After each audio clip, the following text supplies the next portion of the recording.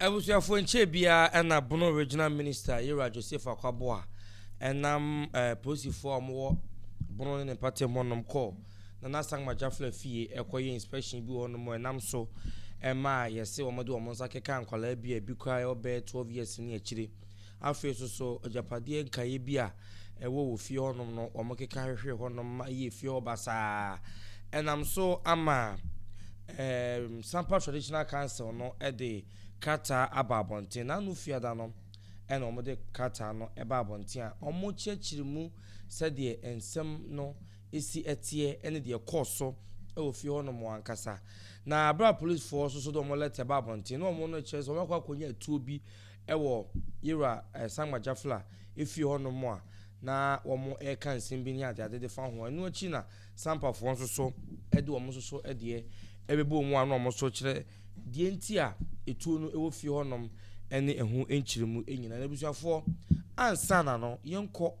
na yenkotie die personal assistant ede ema Yera Nana Samajafla meche Abu Mahama aka ede afa asemi hu ye ba ye beto so a press statement now you release based on the memenida etwemu and sembia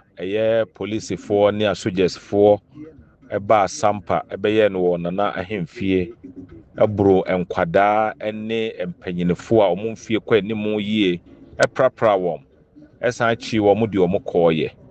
eno ho press statement ene ye release ye na yama wiase no ehunu tremopo enti a omudi ye sade no se atiefo bekaye a enche pi ana eyedoma hene ebetena ne simpi so ekan sembi se eye Sampa enye asanteman dia na sebi Sampa ehye soma ase nti oka asa asem ne wieye no ade chiye ena regional minister no ene the DC ema soldiers for ne police for call Sampa ekodi sa nyamna nsem no omo refie ho no ebro nkwada sebi 12 years 13 years 15 years eprapra wom ade biara omo hunu ye bia ya santeman ahyenso de bia no omo sey no eye ra and pictures ye dia tatar ho ni nyina omo yigu form even santeman flag a ebubo ka mo ni nyina omo titiye obetio bi say no mo ka say mo wo Bono region mo ti ha na mo ya santesem entina ade a regional minister no oye lawyer Emma Farouk Ahmed ye obone ho samrani ya samodua oye ne lawyer wantimi amfa mrani amamre antimi anya hwia mo awom no na say dia waba be head of security no opeso o use security no to intimidate us but niema ye the release press release ni say police for no edit press statement be bae press statement no ne nyina ye ntro ebe etiefo be kai a enche pi Nana Samajafla etwere koma the regional minister the resec for nyina say enko pese okọ Sampa na obedi dwumadie sonko bi ewo ho the entina Nana Samajafla trace akada because ukoye public program ebeye ya you have to elect and inform the security agencies send emra demand no odi koye no regional minister no twere letter ediba say he cannot guarantee the safety of Nana Samajafla. If a nation that is tasked to protect you tell you that it cannot protect you, then as an individual you need to put measures in place to protect yourself. And this a police if one is so hu tuo e wona na fia omo ye ntrofo e ye tuo a ya register e ye 5 pieces ya register ye de bo Nana ene na japade ho ban registered, legally acquired and registered. But then I'm so mukodi sa nyamna nsam ne ne akika ho no mu pa bibi e de akata omufariye ne so e no mo release sa statement no enti ye pesa atiefo wiase nyina ehunu se police for no any soldiers for no call ho on the instruction of the regional minister send ye be ya omu master aye soma hene ne doma hene be hunu se wono regional minister no eye bibi e de ma won because regional minister no say eye doma hene soma hene pe na betimi ama ono no lose ne job and as long as he oye nioma eso mani no he will still have his post, and that is the main reason why he did it. But it was an affront on the authority of the Santeman because Sampa ɛyɛ Asante dia ɛnyɛ me ɛna meka ɛhyɛ firi tititititi ɛnti sɛ dɔmahene kɔtena sika sɛ Sampa nyɛ Asante dia na adeɛ bɛkyi na regional ministers ama police fo akɔ hɔ ɔne soldiers fo akɔ hɔ na ɔmo ankɔyɛ hwee sɛ ɔmo kɔ buru nkurɔfoɔ ɛne wɔn a ɔmo firi sɛ ɔmo wɔ Asante na ɔmo akɔ prapra wɔn ayɛ deɛ a na ɔmo yɛ ɛde ama sumahene ne dɔmahene hunu sɛ ɔmo di ɔmo yɛ adwuma ɛde ama no ɛnti mɛsrɛ obi biara deɛ baayɛ no sɛ neɛ Nana Sanwó-Gyafla de bi ɔka no yɛde mmara ne amanneɛ ɛne yɛde bɛyɛ ɔmo baa hɔ no mo fofa nneɛma bebree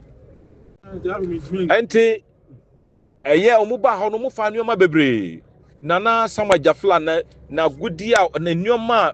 a gold ornament a wɔde siesie ne ho ayɛ akonnwa no agyapadeɛ ne nneɛma bebree ɛwɔ fie hɔ yɛ nkrataa ɔmo sisaa ne nyinaa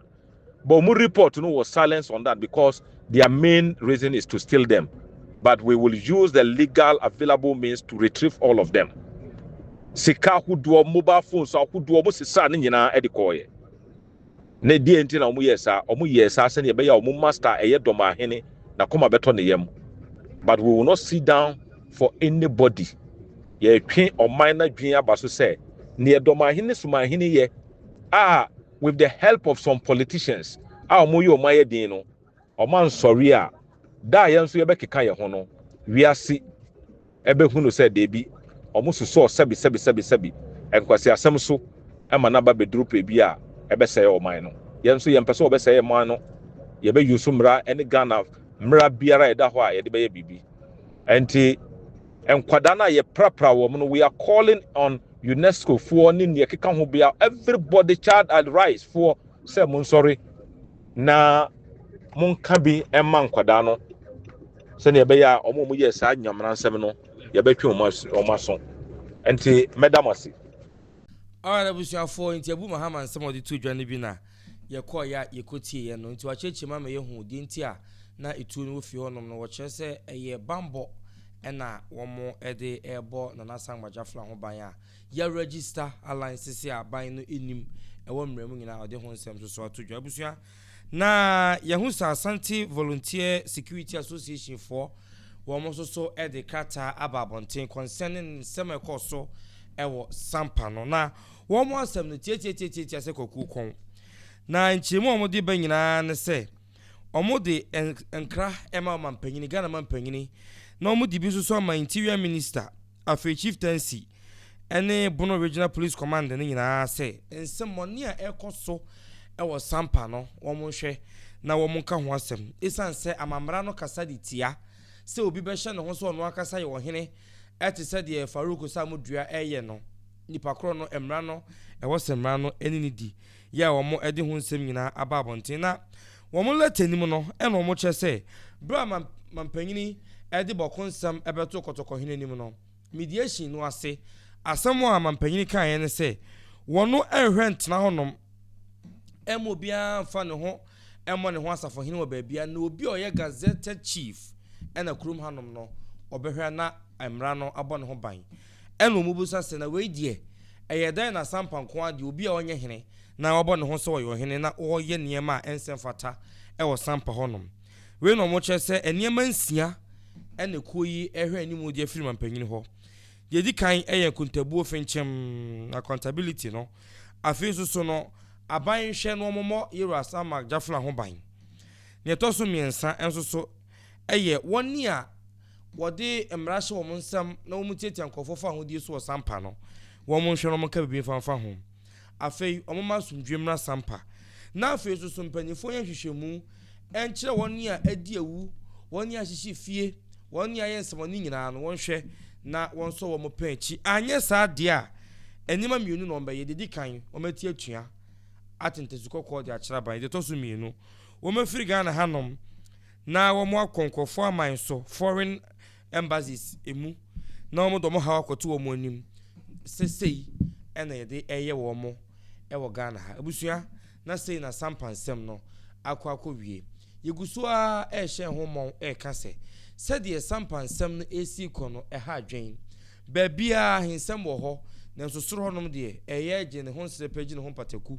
esan sɛ obi a wɔnyɛ hene etumi hye ne ho se wo ye hene na afei ono ade tumi ne hye ne nsam ra hye ne nsam esan se sesi abono honom no wo mo honom nyina on betumi aka bi di amabono no wo mo nyina aye domahene nkrofo ne wo honom a enam so ama yentumi ehu de susuan ede bode hono efa lawyer ni ano no gina honom ede ma domahene anase Farouk no wono anasa be regional minister no enti sankofo no na sesi no wo mu bu man no okuru mu honom na sida na otimi boru obi fie na wo ka se wes ana wo achi na wo ti video ni bia wo se nkwasiafo mo na mo se mo asante no mo na mo se mo yese no wo mo wo asante Sampa wo asante fitete nye nne ne besesa ade no enti e besere ensem abeto dwa di kan no Sampa traditional council do wo mo de aba abechirechire mu asem panifo so mo nhwe no mo nka bi enfama wo mo saa so ena kuo so de wo mo so de aba abebo so ye nhwe ema na nyansa ye besere se mo ye hwe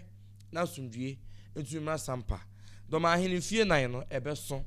na so a na yesa to abade a na wunya anase wanya eho ni bi hu de ye behwe nananum bi so obono no monsa ya ye mre wo Sampa asem so wo hwe nananum bi wo bi te se fia premoni ade a wo mu so obi adi ne de so de nanso so house honom no mo ma na nyese do ma ahene na efa da bi odi animu oye president no edi monim keke na nye ono na be kire de bobi nye wo honom na no brekum de ba ye sa na kokoba ye nkofo nam social media di atem ye kwoti ye se brekum esan se na na akoso am ya hene de ne ho abeba asantintim fumtuo entumi nkoso wo brekum enti na no de no ni nyina ye se ye kyeche ne ma ne fa bia ma brekum airport no ya de ade do ma hena je we yaje wa kyecha ma omo sumani ade ya ma brekum bi nanso so ye hwemu pa yi a enkura wo brekum anase nkure wo bono ne pate mo nom no wo mu nyina bebre anya bi do ma hene na akasa na agiri nyina edi ko nukurum wo mo so wo bono no mpo no a wo mu ni asante no dodo sai na do ma hene ma wo mu bi ni nyina osum de ko nukurum ene de mo hwe na mo nka enti se mo be mo mu bi o se mo mu bi o asante ya asante na asante be ko so ya asante sanse de yakopon ya asante na nye nei ena kotoko hene be pega na so nyina edi da bi onya aka nyame ahye no awie enti de hia ya ne se de ya to ne so aba yayi no amamani amane kwan so wanam so na yayi ne de na basa hene na abanya na tum amraje na tum ya gazette na se Sampa man hene no ono ne tolesa magafla ono na Ghana aban enim no mra no enim no enti do won homra ne se samodua wo so de akonwa ne fie dunia kire ne de emremu no obi anim no enti wodo a emre no ebeso ne so a woni enam so a mokunkum wo mo betwa so aba enkwala wo fie no na mkoyam kobo wo mo no according to Abu Muhammad no nkofo no enkwala amakokwo hyehye wo mu fie o ma me mu fie on papa mo japade na empo konti hina wo krom honom mo ahye ne fie na no mkonwa sofo nipa mienu ena samodua ne nkofo ahye wo mu fie ahemfo mienu ena wo mo krom honom na ankran mo ahye wo mu fie no sankofo no na sang magafle hu se wo mo ye mobo nti wo mu nkwa ne fie honom na wo nkwa kwata honom kopim se obenye baabi ama wo mo atena enti onu innocent person na wakwakwachi ne fie no ye man baabi atena so a wasan ya to anu honom se wo sa akobo na de guso mo bo mo asabra wo musu enti abusu edi musi anom Sampa asem no update kakra aba e de afa ho no se de ekomienu o ma mo hwene so se yenhwe na yenka bibi emfa ho medi musi hanom aha ADUMASA TV midin e de atesem hene kwaku mama momo ene sha enyado makra